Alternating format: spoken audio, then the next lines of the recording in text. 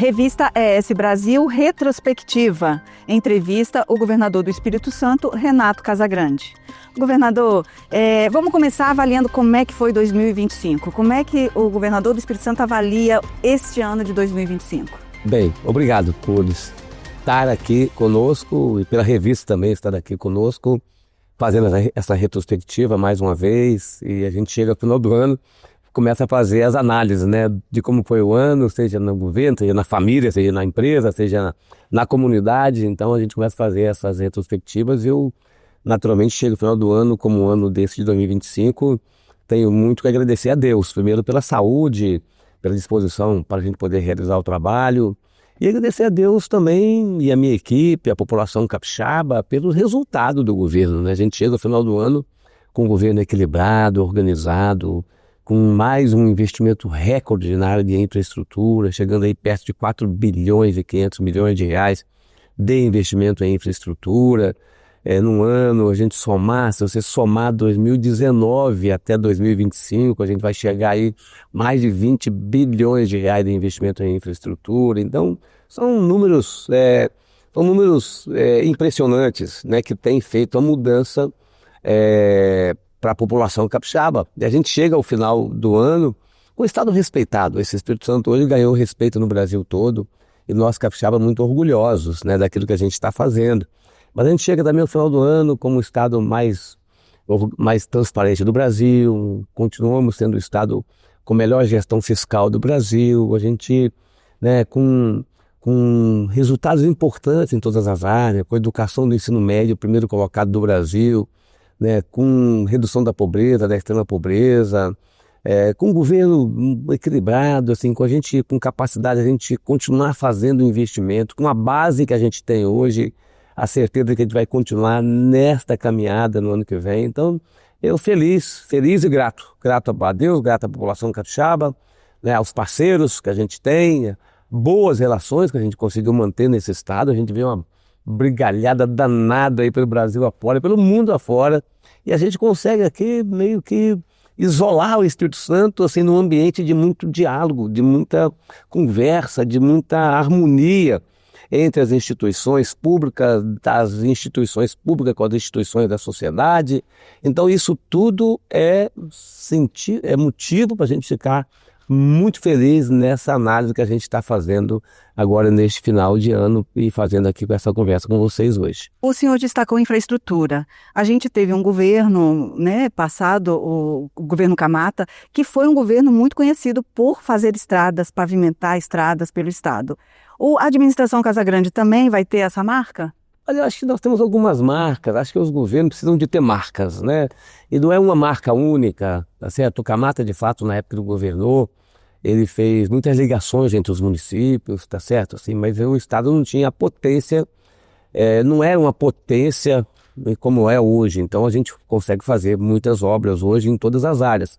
Seja nas estradas, de fato, a gente faz os maiores investimentos da história do Espírito Santo nessa área das rodovias, assim como o Camata fez, foi um grande governador, não teve medo de investir, porque a hora que você toma a decisão de investir, você não pode ter medo de fazer investimento. Então a gente não tem medo de fazer investimento, mas na hora que a gente olha para a infraestrutura, assim, lembra das estradas, mas lembra da mobilidade urbana também, né? As obras que a gente fez e faz aqui na região metropolitana. Agora mesmo começamos um grande corredor metropolitano que liga Vila Velha até Cariacica, um corredor exclusivo para ônibus. Estamos em plena obra, né? Mas a gente fez diversos outros investimentos em mobilidade, como o Portal do Príncipe aqui em Vitória, como a Leitão da Silva em Vitória, Complexo Viário de Carapina, Vitória e Serra, Abdo Saad. Inauguramos agora o contorno de Jacaraípe, uma obra lindíssima que ficou, importante para a ligação ali da Serra com Nova Almeida, e daqui a pouquinho nós vamos começar de Nova Almeida até Aracruz, até a ponte de Piraquiaçu, naquela região de Santa Cruz, ali em Aracruz. Vamos conectar o polo empresarial de Serra com o polo empresarial de Aracruz. Demos solução da duplicação da BR-101, está em obra para o sul e para o norte. Estamos dando solução na BR-262, agora início do ano, publica o edital Estamos dando solução no Cais das Artes também, que é outra obra que aí também é investimento em infraestrutura, fora os investimentos em CRAS, em CREAS, unidades de saúde, escolas que a gente faz. Então, é uma verdadeira revolução em termos de investimento que vai...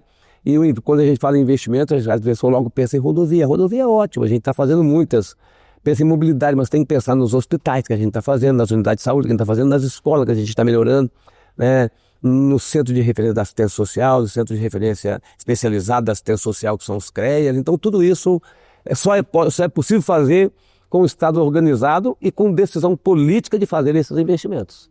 Ainda nessa parte de infraestrutura, o que podia ter acontecido em 2025 que não andou conforme o governo esperava?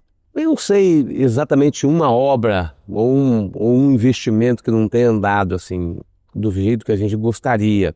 Eu já gostaria de ter publicado o edital da BR-262, por exemplo. Inclusive estava previsto.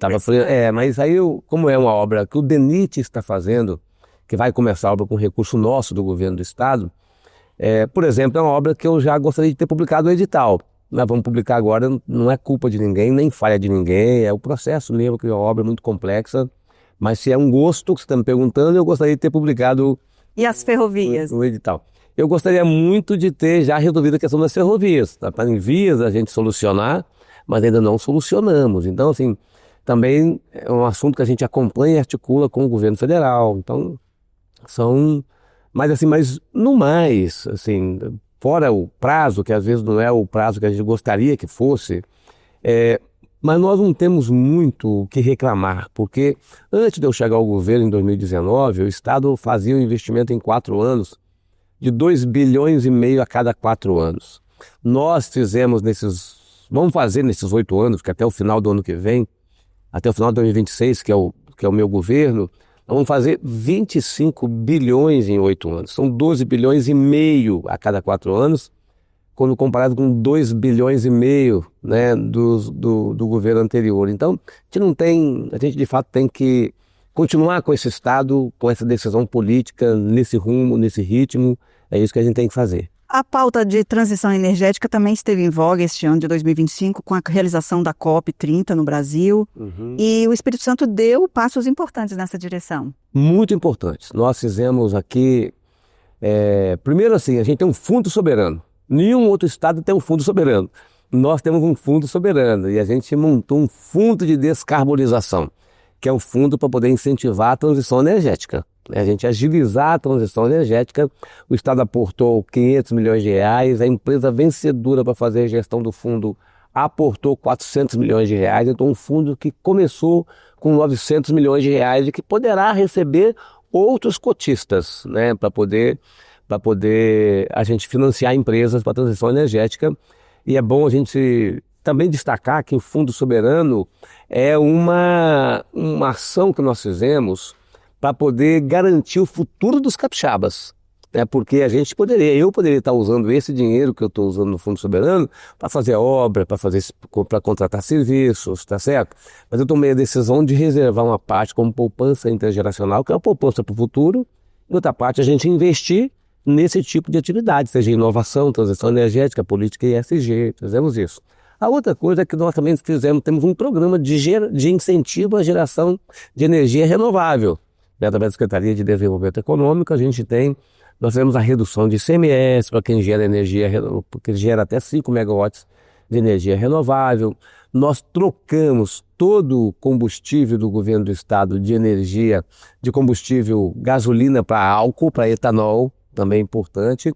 E nós estamos contratando toda a energia do governo do estado, já contratamos na verdade, né, de energia renovável. Então a energia que a gente consome aqui no Palácio Anchieta, em qualquer outra repartição do governo do estado, é energia vinda de fontes renováveis de energia. Então, para nós, isso são passos importantes que a gente incentiva outros estados a fazer, os municípios a fazer, incentiva as empresas privadas também a fazerem e tomarem essas decisões. A redução de homicídios nesse ano também foi algo de destaque, né, no setor de segurança pública. Muito, muito destaque. A gente tem conquistado desde quando nós montamos o programa Estado Presente, lá em 2011, meu primeiro governo. O Estado vem ano a ano, fora o período que teve aquela manifestação da Polícia Militar, aquele conflito que teve com o governo da época e com a Polícia Militar, mas ano a ano, praticamente, numa curva de decréscimo, de queda, curva de queda do número de homicídios e de outros delitos contra o patrimônio também.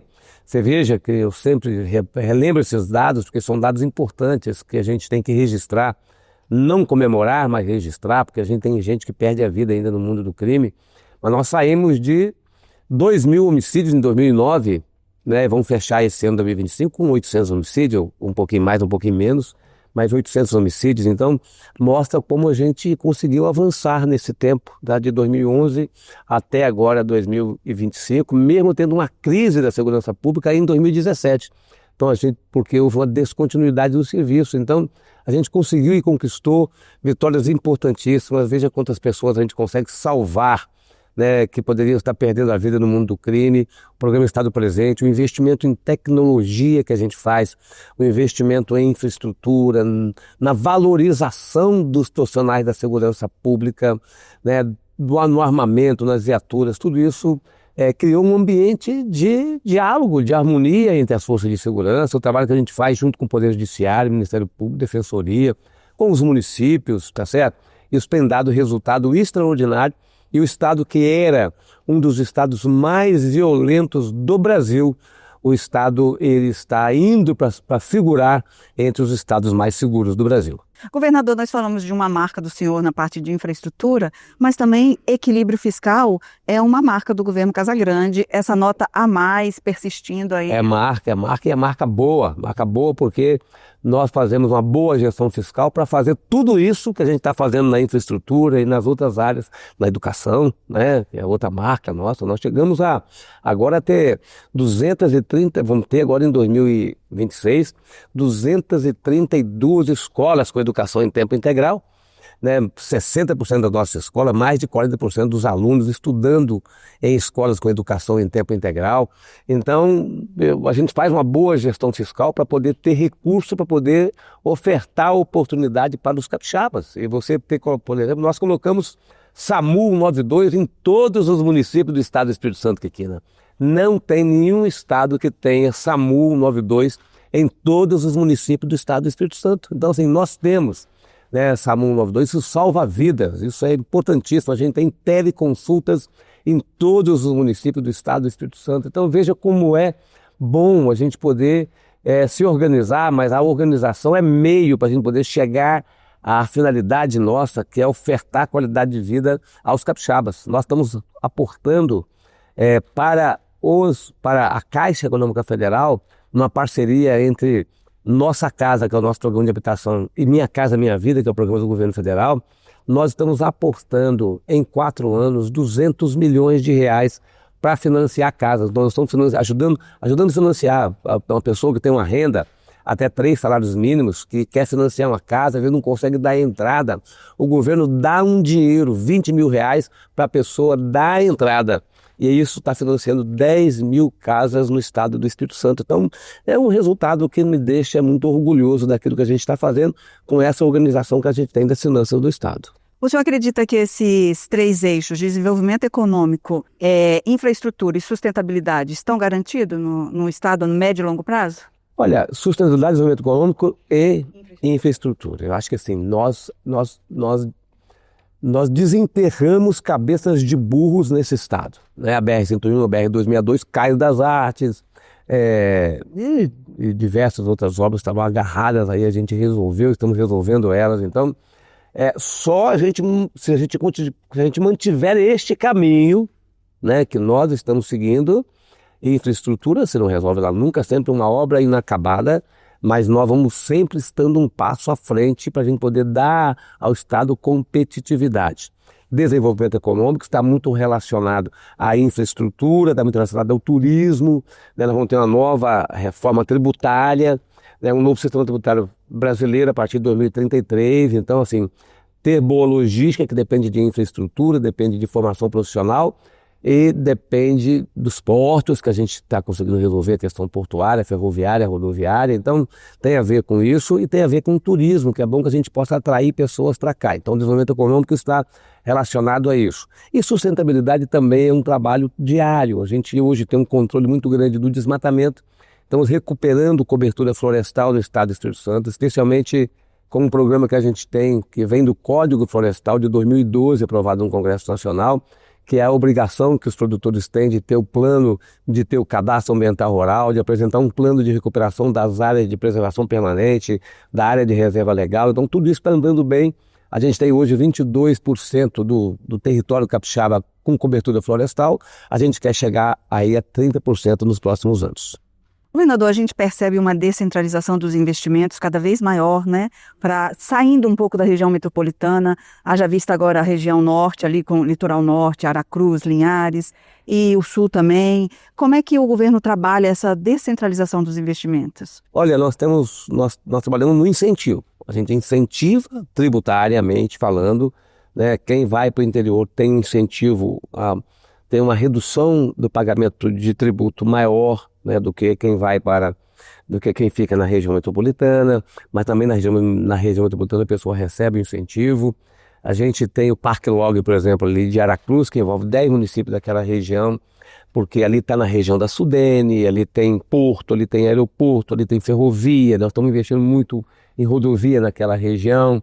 Então tem um Parque Log ali daquela região de Aracruz, a gente está conseguindo levar investimentos, por exemplo, lá para São Mateus, como por exemplo a Marco Polo, né? A gente tem investimentos fortes na região de Linhares, de Soretama, de Jaguaré, né? São investimentos que estão se descentralizando, Colatina, e nós agora repassamos para a Prefeitura de Cachoeiro 20 milhões de reais para que a Prefeitura de Cachoeiro faça uma grande cidade industrial ali em Pacotuba, ali em Cachoeiro Itapemirim, que vai atender toda aquela região sul do estado do Espírito Santo. Então, é investimento em infraestrutura, é repasse de recursos para os municípios, é incentivo tributário, tudo, financiamento, a gente tem bom financiamento do Banesp, do Bandes e de outros bancos. Então, tudo isso vai ajudando a gente a descentralizar os investimentos e a gente poder também melhorar muito a atividade ligada à agricultura, porque o apoio que a gente dá para os agricultores, especialmente para a agricultura familiar, tem feito a mudança na vida de muitas famílias do interior do estado. E, governador, a gente percebe a vitalidade do senhor,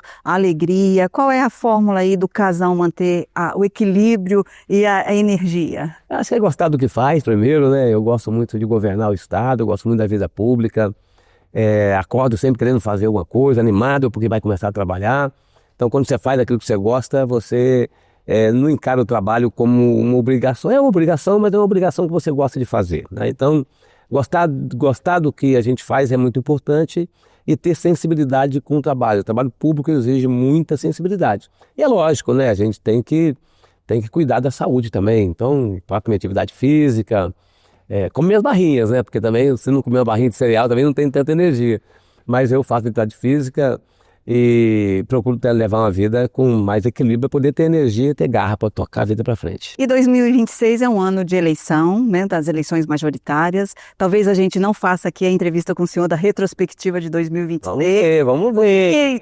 Para onde caminha aí esse ano? Qual é a expectativa do senhor? Olha, a expectativa é muito boa para 2026. Eu sei que vai ser um ano mais tumultuado, porque vai ter eleição, eu vou decidir em março se eu vou ser candidato a alguma coisa.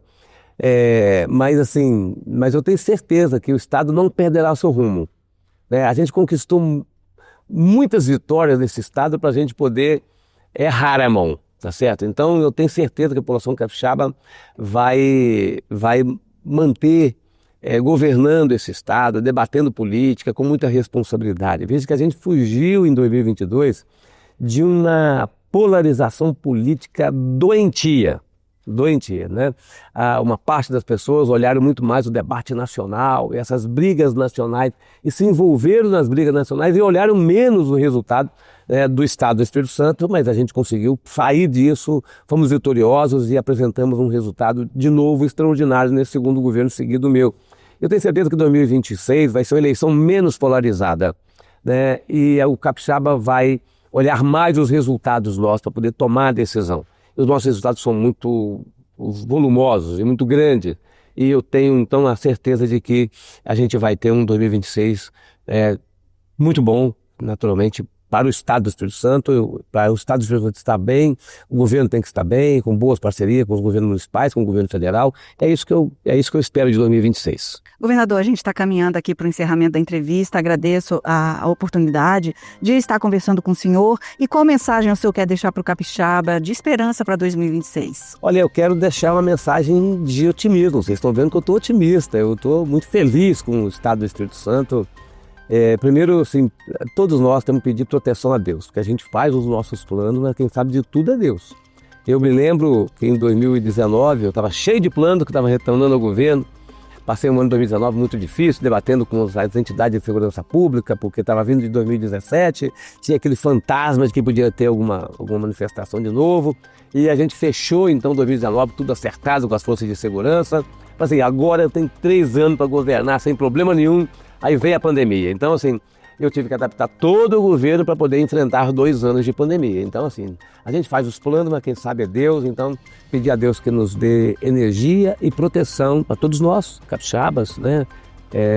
E que a gente possa continuar bem, que as famílias capixabas possam continuar bem, quem não está bem, que a gente possa achar um caminho, que a gente possa ter um ambiente de muito diálogo, de harmonia, de respeito às diferenças. Isso tudo é bom. O governo precisa de ser bom no serviço público, mas tem que ser bom também no exemplo de capacidade de diálogo e de convivência com quem pensa diferente da gente. Um bom 2026 para todo mundo. Obrigada, governador.